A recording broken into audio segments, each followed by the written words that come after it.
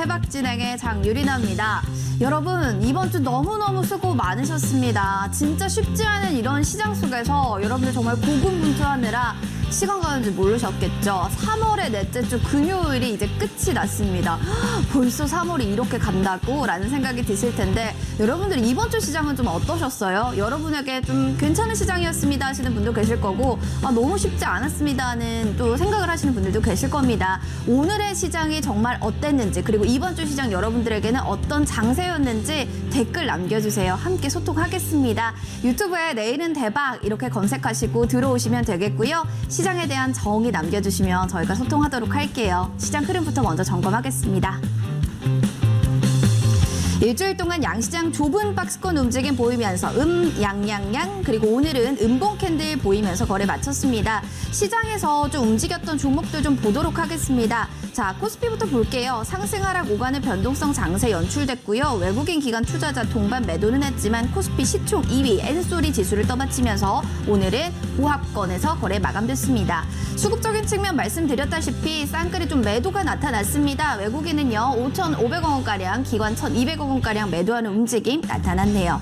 그럼 코스닥 점검하겠습니다. 코스피와 다르게 또 게임 2차 전지 랠리 이어지면서 5일선 안착했고요. 940선까지 이제 터치될 것 같다라는 기대감을 한 스푼 더해지는 오늘의 시장이었습니다. 수급 동향 보도록 하겠습니다. 보시면요. 외국인 기관 쌍끌이 매수세가 나타나는 가운데 기관에서 또 투자 신탁과 연기금 중심으로 러브콜로 이어졌다는 점 확인해 주시기 바라겠습니다. 자, 누구보다도 솔직하게 누구보다도 투자에 대해서는 사이다처럼 말씀해 주시는 분입니다. 명언이 너무 많은데요. 이분과 함께 오늘 시장 흐름 점검할게요. 화면으로 출연자 만나보시죠.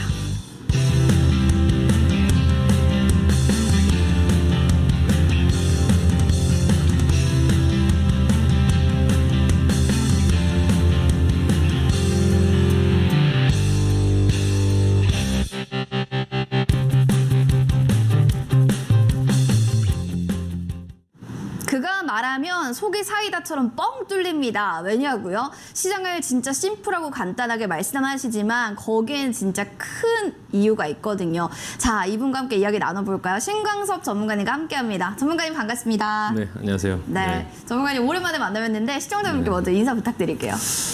네, 안녕하세요. 지난 한 주 동안, 2주 동안에 이제 그 시장의 변동성이 굉장히 많이 있었는데 오늘 또 한 시간을 통해서 조금 쉽게 이해하실 수 있도록 최대한 쉽게 설명드릴 수 있도록 하겠습니다. 네. 항상 저랑 평소에 말씀하실 때도 솔직 발언 진짜 시원하고 간단하게 시장을 말씀해 주시는데 그게 맞더라고요. 그래서 오늘도 간단하게 한번 질문 드려보고 싶습니다. 전문가님의 소신 발언 듣고 싶은데 이번 주 시장 어떠셨어요? 한마디로 딱 정리하자면? 조금 기회라고 보여지고요. 기회라고 보여지고 시장과 계속 제가 지난번에도 반대로 조금 움직여야 된다고 말씀을 드렸는데 지금은 시장은 좀 반등권에 있어요. 미국 시장도 좀 반등권에 있지만 시장과 계속 제가 반대로 움직여야 된다라고 말씀드리는 게 지금 반등권을 이용해서 조금 현금화할 수 있는 것들은 좀 현금화하고 그리고 또 이제 그 이후 상황들의 그런 어떤 불확실성들이 많다 보니까 그런 거를 조금 준비하면 될 것 같다라고 생각을 하고 있습니다. 네. 하면 좀 좋을 것 같다라는 얘기 해주셨습니다. 알겠습니다. 그럼 전문가님과 함께 하실 수 있는 방법 알려드릴게요. 저도 진짜 전문가님이 항상 코멘트를 해주시지만 그게 맞더라고요. 여러분들도 명언 같은 또 제조업의 우리 신광섭 전문가님과 함께 하고 싶으시다면 노란톡 입장해 주시기 바라겠습니다. 오픈 채팅방 깨가 쏟아지는 그 톡으로 들어오시면 되고요. 내일은 대박 신광섭 이렇게 검색하시고 입장해 주시기 바라겠습니다. 자, 그럼 본격적으로 전문가님이 보는 오늘의 이슈들 점검해 볼게요. 첫 번째입니다. 살펴보시죠. 자, 뉴욕 증시 실업지표 개선된다. 일제히 상승 마감됐습니다. 나스닥도 1.9%대 상승률입니다. 아무래도 경기에 대한 낙관론이 유지되면서 기술주 반등인데 우리 시장 그럼 괜찮을까라는 생각 드실 텐데요. 잠시 뒤 이야기 들어보겠고요. 두 번째입니다.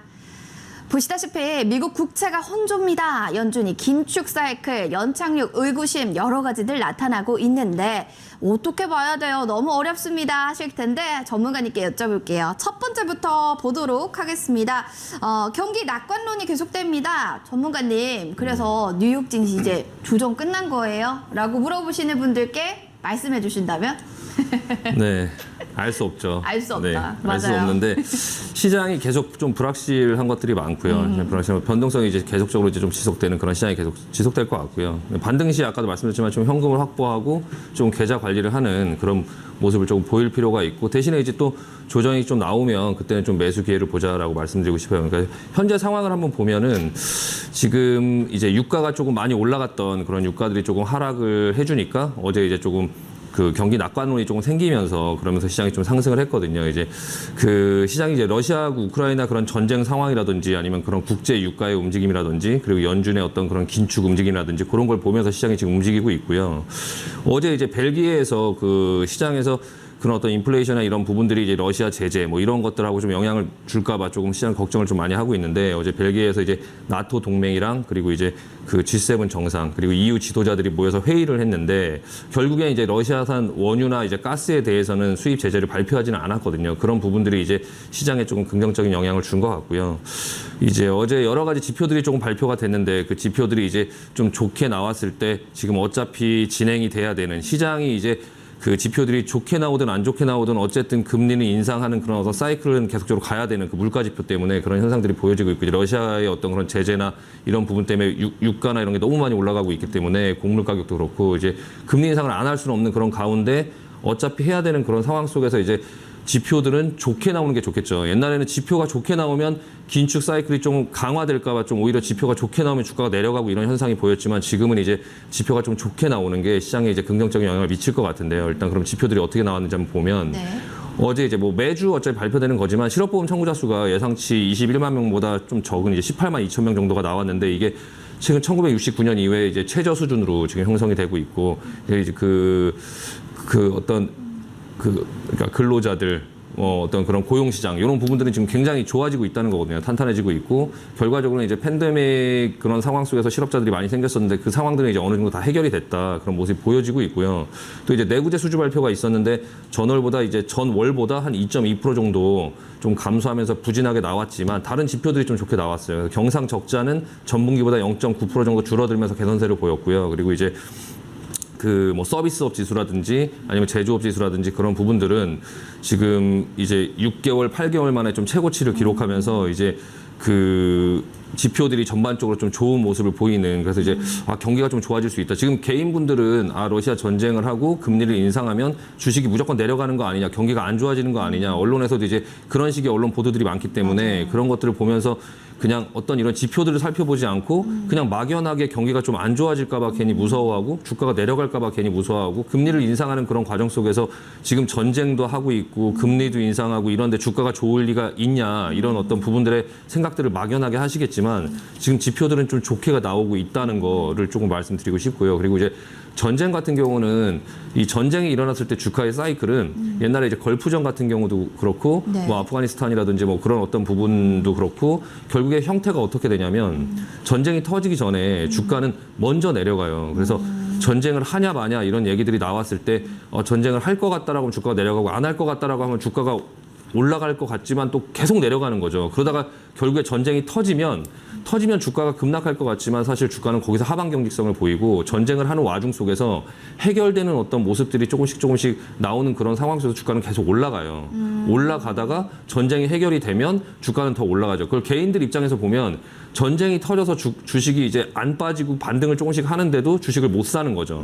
못 사고 나서 이제 전쟁이 해결됐다라고 해서 이제 주식을 사려고 보면 이미 주식이 저만큼 올라가 있어요. 그래서 아예 건드리지도 못하는 그런 상황들이 나오거든요. 근데 지금 현재 상황도 조금 그런 상황들인지 이제 그 미국 주식들이 지금 계속 스물스물 올라오고 있거든요. 올라오고 있는데 그런 모습들을 보면서 이제 이번에 조금 조정이 나오면 아직 초반부기 때문에 조정이 나오면 그 조정에서 어느 정도는 종목들을 좀 골라서 매수에 가담하려고 해야지 안 그러면은 나중에 이제 그 다 해결되는 그런 상황 속에서 주가는 전쟁 터지기 전보다 더 이미 올라가 있기 때문에 오히려 거기서 잡았다가 오히려 물리는 경우가 많거든요. 그러니까 이제 그런 부분들을 조금 확인하면서 할 필요가 있고 지금 그 2월 중순까지는 이제 이슈가 금리 인상이 주로 이슈였잖아요. 근데 지금 전쟁이 터지고 나서 러시아, 우크라이나 이런 전쟁 상황만 사람들이 쳐다보고 있는데 사실 진짜 중요한 건 그 긴축 사이클에 들어갔을 때 이제 주가의 움직임이나 이런 부분들이 사실 더 중요하거든요. 그래서 지금 계속적으로 변동성이 많이 있기는 하지만 너무 무서워하기보다는 전쟁 이슈는 사실 지나갔다고 봐야 되고요. 이제 네. 금리 인상하는 그런 긴축 사이클 그런 부분에 대한 어떤 이슈들을 좀 체크를 하면서 계속적으로 좀 일부 좋은 경제 뉴스들이 나오고 있잖아요. 지표도 좀 좋게 나오고 있고 네네. 그런 부분들에서 이제 조금 시장 참여자들도 지금 현재 천천히 시장에 좀 참여하고 있어요. 그러니까 주가가 오르는 거거든요. 그러니까 지금 미국의 어떤 주가의 차트를 한번 보시면은 차트 한번 보여주시면 지금 어제 같은 경우에도 지금 이게 반도체 지수거든요. 지난번 시장에서 봤을 때 이제 반도체 같은 경우 어제 시장이 좀 많이 올랐어요. 근데 지난번에 이렇게 내려오는 추세에서 반도체는 크게 돌리지 못하는 모습이 나와서 반도체 쪽이 제일 안 좋네. 다른 다우존스나 나스닥이나 이제 S&P 500이나 뭐 이런 것들보다 필라델피아 반도체 지수, 이 반도체 관련된 기업들의 주가가 그렇게 좋지 않은 모습이 보였었는데 지금 굉장히 크게 좀 상승을 하면서 좀 추세를 돌리려고 하고 있거든요. 근데 S&P 500이라든지 지금 S&P 500 같은 경우도 좀 밀려 내려오다가 이 저항선을 좀 뚫어내면서 지금 좀 어느 정도 좀 자리를 잡으려고 하는 모습들이 보이고 있어요. 나스닥 같은 경우도 마찬가지고 다우존스도 마찬가지죠. 다만 지금 주의해야 될 거는 대부분의 분들이 이제 책을 보시면 이 21선이 이렇게 내려올 때 21선을 돌파하면 매수를 해라 이런 책에 그런 얘기들이 많아요. 근데 제가 항상 말씀드리지만 돌파하면 조정이 나올 확률이 많지 이 돌파하고 나서 그대로 올라갈 확률은 그렇게 많지는 않거든요. 그러니까 지금 어느 정도 시장이 반등이 나왔을 때 여기서 21선 돌파하고 올라가려고 하는 이런 모습들이 나올 때 조금 갖고 있는 것들 중에 내가 너무 주식 비중만 많고 현금 비중이 별로 없으면 어느 정도 수익이 되고 아니면 마이너스 폭을 상당 부분 줄여서 현금 확보를 할 수 있는 그런 종목들은 이 기회에 조금 현금 확보를 해놓고 그리고 나서 이후 차트에 만들어지는 모습들이 이제 이렇게 올라와서 옆으로 이렇게 기다가 이렇게 올라갈 수 있는 이런 모습들이 나올 수도 있고요. 아니면 이렇게 V자로 오를 수도 있긴 하겠지만 이거는 사실 현실적으로 이걸 기대하기에는 조금 어려워요. 그래서 네. 통상적으로는 이제 이런 경우에는 어떤 모습이 나오냐면 상승이 이렇게 나오고 여기서 하루 이틀 이렇게 흔들리면서 갈까 말까 하다가 다시 어느 정도 눌렸다가 다시 올라갈 확률이 많거든요. 이런 식으로 올라가더라도요. 그러니까 이 부분에서 어느 정도 현금을 확보하고 다시 내려왔을 때 갖고 있는 종목들을 조금 천천히 받아서 좀 마이너스 폭을 줄여놓으면 다시 반등을 할 때 그때 조금 수익을 낼 수 있지 않을까 싶으니까 일단은 이런 부분을 좀 어느 정도 염두에 놓고 조금 매매를 하시는 게 좋을 것 같습니다. 네. 네, 감사합니다.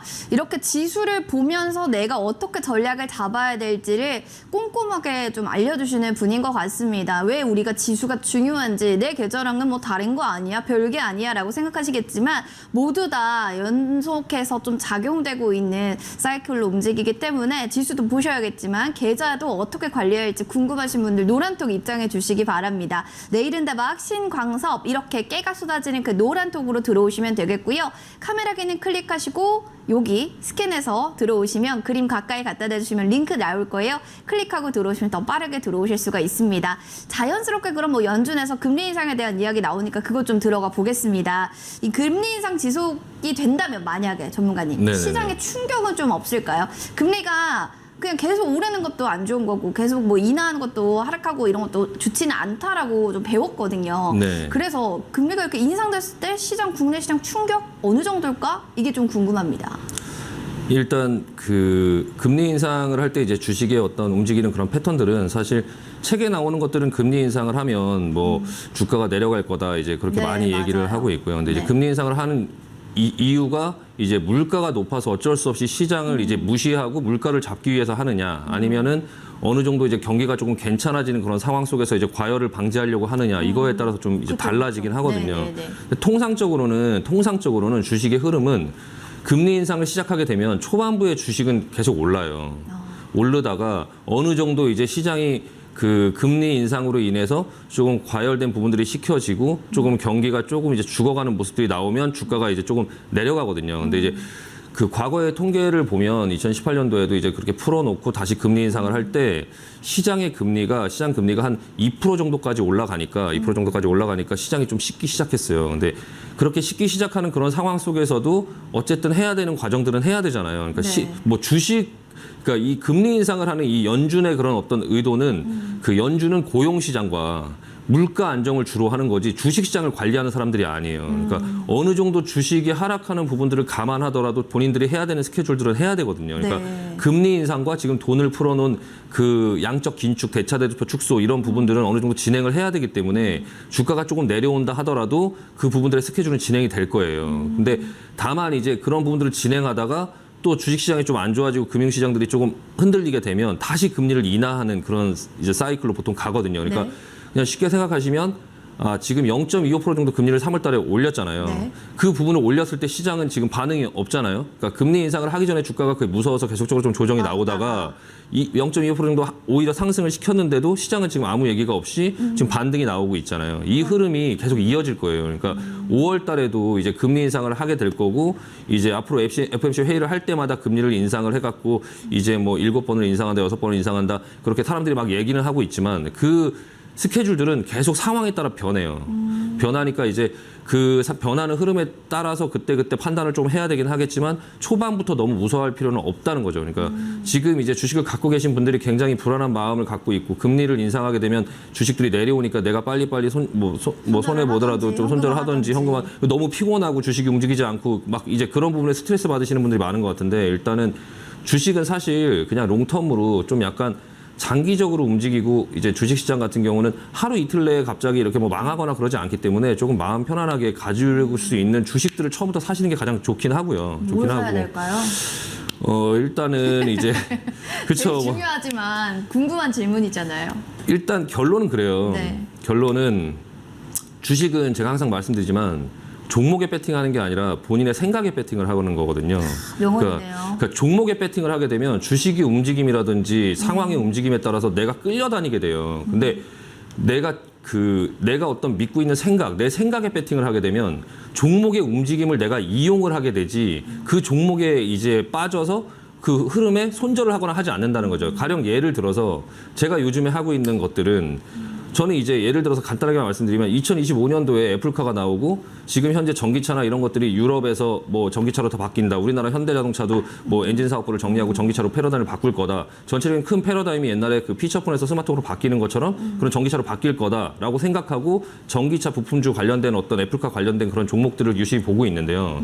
그 와중에 그 제가 이렇게 세워둔 스케줄 2025년도까지 이제 그 와중에 주가의 움직임이 예를 들어 러시아가 뭐 핵을 써서 주가가 떨어지든 아니면 그 종목들이 뭐 떨어지든 결국에 목표 지점에서만 수익이 남은 되기 때문에 네. 그 흐름을 이용하려고 제가 계좌의 어떤 그런 현금의 비중이라든지 그런 거를 조절하면서 가는 거지. 맞아요. 그 종목들이 움직이고 뭐 러시아가 핵을 썼다고 해서 제가 갖고 있는 그런 종목들을 내 스케줄을 무시하고 다 팔아버리고 그러지 않는다는 거죠. 근데 이제 개인 투자자분들께서 차트를 보시면서 어떤 테마주를 하고 막 이제 그런 차트의 단기 움직임만 투자하고. 보고 어떤 생각을 하지 않고 생각이 어떤 믿음이 없이 그냥 종목의 움직임만 보면서 그걸 기술적으로 먹으려고 이제 접근을 하다 보면 그러면 그런 어떤 이슈가 터졌을 때 주가는 당연히 내려오는 거고 그럼 당연히 뭐 21선을 이탈하거나 뭐 61선을 이탈하거나 하는데 또 기술적으로 반응을 해야 되기 때문에 또 거기서 손절을 하고 계속 그렇게 하다 보면 어떤 이슈가 터질 때마다 굉장히 무섭죠. 네. 나는 여기를 이탈하면 손절하려고 하는데 자꾸 어떤 이슈가 터지면서 자꾸 이탈을 해버리니까 계속 마이너스만 쌓이는 손절을 하면서 그런 어떤 현상들이 생기거든요. 그래서 그런 매매 패턴을 조금 바꿔야죠. 조심할 필요가 있고요. 네. 그래서 일단은 그런 어떤 흐름들을 본인이 이용을 하려고 해야지. 그러니까 그 주가의 흐름이나 이런 것들을 내가 이용하려고 해야지 그 부분에 끌려다니면 안 된다라는 부분들에 대한 얘기를 조금 드리고 싶고 일단 지금 금리 인상에 대한 설명을 조금 드리면 지금 현재 상황은 어떠냐면은 현재 상황은 그 연준 관계자들이 그런 어떤 인플레이션이라든지 물가 지표들이 계속 높게 나오다 보니까 네. 일부러 조금 매파적인 발언들을 하고 있어요. 그러니까 시장에 그런 발언들을 해줘야 인플레이션에 배팅을 하는 어떤 그런 자금들이 들어오지 않고 그러니까 내가 인플레이션이 이렇게 지금 많이 일어나기 때문에 나는 이런 매파적으로 할 거야라고 시장에 계속 얘기를 해줘야 이제 그런 쓸데없이 이제 그런 어떤 자금들이. 자금 배팅하는 자금들이 들어오지 않거든요. 그런 걸 이제 방지하기 위해서 계속적으로 그런 얘기들을 하고 있고요. 그리고 이제 그 5월 회의에서도 지금 전반적으로 이제 0.25% 정도로 이제 최초에는 2024년도까지 금리를 인상하지 않겠다고 했었잖아요. 예전에는. 근데 상황이 바뀌면서 지금 금리를 이번 연도부터 인상을 하게 되는 이제 스케줄을 많이 땡기면서 하게. 그러니까 상황은 계속 변할 수 있다라는 거죠. 네. 근데 지금 이제 0.25% 정도씩 뭐 스몰 스텝으로 계속적으로 이제 0.25%씩 높이면서 시장의 상황을 보려고 했는데 지금 러시아의 어떤 그런 문제 그리고 이제 물가 지표가 생각보다 굉장히 높게 나오고 지난번에도 뭐 8%대 CPI가 나왔잖아요. 그러니까 그런 부분들을 감안해서 이제 5월 달 정도에는 0.5% 정도로 올릴 거다라고 시장에 지금 계속적으로 얘기를 흘리고 있어요. 그 효과는 두 가지가 있죠. 나중에 0.5%를 올렸을 때도 시장은 어느 정도 알고 있었기 때문에 크게 그렇게 흔들리지 않을 거고 빠지지도 않을 거고. 그리고 0.5% 정도로 올린다라고 얘기를 했을 때 인플레이션 관련된 어떤 그런 자금들이 배팅하기도 조금 힘들고 이거 강력하게 대응을 할 수도 있겠구나. 그러네요. 그래서 그런 부분들에 대한 것들을 다 생각을 하면서 연준이 네. 그걸 진행하고 있기 때문에 일단 결론은 연준의 그런 어떤 핸들링을 조금 믿고 가보자. 그냥 믿고 가보자. 개인이 이제 그런 혼자 이제 그런 어떤 생각에 빠져서 막 그냥 너무 무서워하기보다는 그냥 그들이 조금 잘 컨트롤할 거다라고 생각하고 좀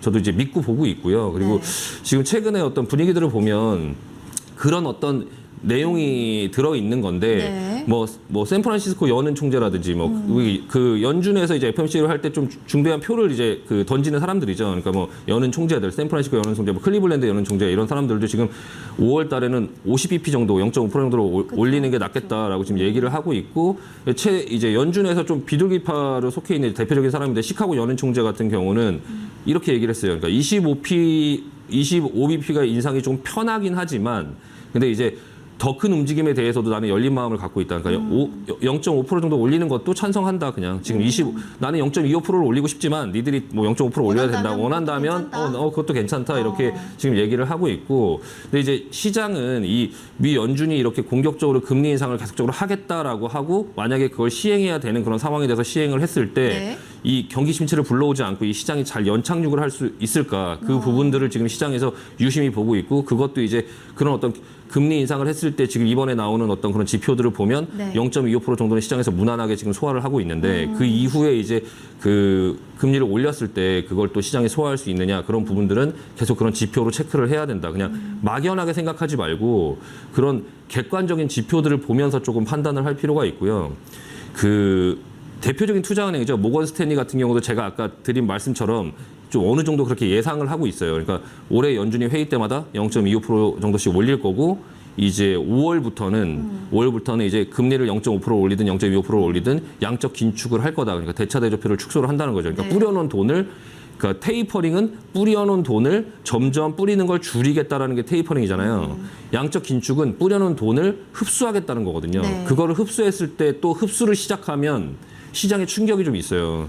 주식시장에 이제 그거를 흡수한다라고 했을 때 초반부에 또 금리 인상이 나왔을 때 그 전에 이제 주가가 흔들렸던 것들처럼 양적 긴축을 시작한다라는 얘기가 나오면 또 주가는 조금씩 또 흔들리는 그런 모습들이 나오긴 하거든요. 근데 막상 또 긴축을 시작하고 나면 주가는 또 제 갈 길을 가요. 근데 이제 그 긴축이 점점 이제 그 축소를 이제 계속적으로 돈을 빨아들이겠죠. 빨아들이면 결과적으로 시장에 또 영향을 미치면서 또 주가는 또 내려오죠. 그러니까 그런 부분들이 계속적으로 반복되는 거죠. 그러니까 그 본인의 그런 계좌 관리나 이런 부분들을 평상시에 주식 투자를 하실 때 예전처럼 막 유동성 장세에서 막 올라가는 그런 시장 속에서는 막 주식을 100% 살 수도 있고 막 이 주식 저 주식을 막 여러 주식들을 막 맞추려고 다 수익이었잖아요. 네, 그렇게 할 수도 있지만 이런 평상시 지금 같은 시장 속에서는 본인이 잘 알고 있는 종목들 그리고 본인이 노리는 종목들 내가 마이너스가 나도 그 크게 걱정하지 않고 어떤 본인의 어떤 스케줄을 본인의 생각을 그리고 이렇게 뚝심 있게 갈 수 있는 종목들을 잘 선정해야 자꾸 손절하는 습관들이 없어지니까 이제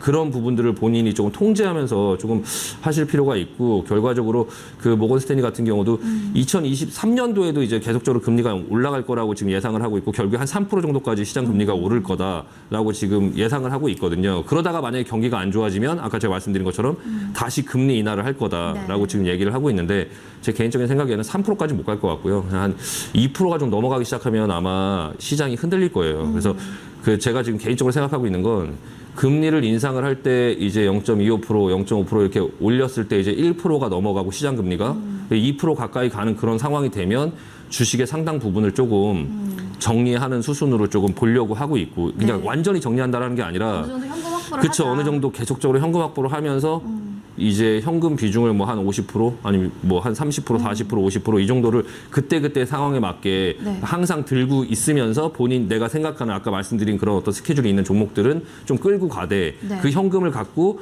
물량을 조절하면서 단가를 조절하면서 계속적으로 끌고 가서 결국에 마지막에 승리할 수 있는 그런 어떤 스케줄을 그렇죠. 짜는 거죠. 그래서 내가 현금이 있고 그 종목들이 계속 흔들릴 때 중간중간에 계속 샀다가 또 올라오면 또 또 팔고 비중 조절을 하고 이렇게 2025년도까지 끌고 가서 무사히 끌고 가서 그때 이제 진짜 올라간다라고 하면 그때 큰 수익을 낼 수 있는 거니까 그러니까 주식이 예전처럼 오늘 사서 내일 수익 내고 내일 사서 내일 모레 수익 내고 이런 패턴은 지금은 유동성 장세가 아니기 때문에 그건 좀 힘들다는 거죠. 예, 지금 다들 보시면 주가의 움직임이 그렇게 크게 막 움직이고 뭐 수익이 많이 나고 그러지가 않잖아요. 아마 조금씩. 그렇죠. 종목들 다 가지고 계시니까 아시겠지만 네. 수익이 지금 많이 나는 시장이 아니에요. 그래서 네. 은행에 저금을 했을 때 1년에 뭐 2% 정도의 이자를 받는 그런 부분에서 이제 주식에 투자를 했을 때 뭐 한 2년 투자를 해서 뭐 30% 40% 정도를 수익을 낼 수 있다면 네. 그냥 한 2년 정도 나는 투자할 수 있다라고 네. 생각하고 접근을 하셔야지 하루에 막 20% 30% 수익을 내는 그런 시장이 아닌데 본인이 자꾸 그런 걸 쫓아다니려고 자꾸 하다 보면 네. 오히려 그냥 도박장에서 도박하듯이 약간 좀 굉장히 불안정한 계좌가 되니까 그런 부분들을 조금 주의하시면서 하시면 좋을 것 같습니다. 네. 너무 감사합니다. 진짜 전문가님 말씀 너무 잘하시죠. 우리 시청자분들이 전문가님 숨이 차실 것 같다. 숨을 좀 쉬게 해주셨으면 좋겠다라고 해서 제가 받았습니다. 여러분들 명언이 참 쏟아졌는데 맞습니다. 매일매일 정말 트레이딩 하는 것보다는 어느 정도 내가 생각했던 정말 내가 잘하는 종목에 묵직하게 또 베팅하는 게 더 큰 수익을 낸다라는 말씀을 해주신 거거든요. 아, 근데 더 얘기 듣고 싶은데 어떡해요? 하시면 노란톡 입장하셔서 자세한 사항들은 들어보시기 바라겠습니다. 내일은 대박 신광섭 이렇게 오픈 채팅방에 검색해 주세요. 자, 그러면 상한가를 스쳐갔던 이슈들 봤으면 종목으로 돌아오겠습니다.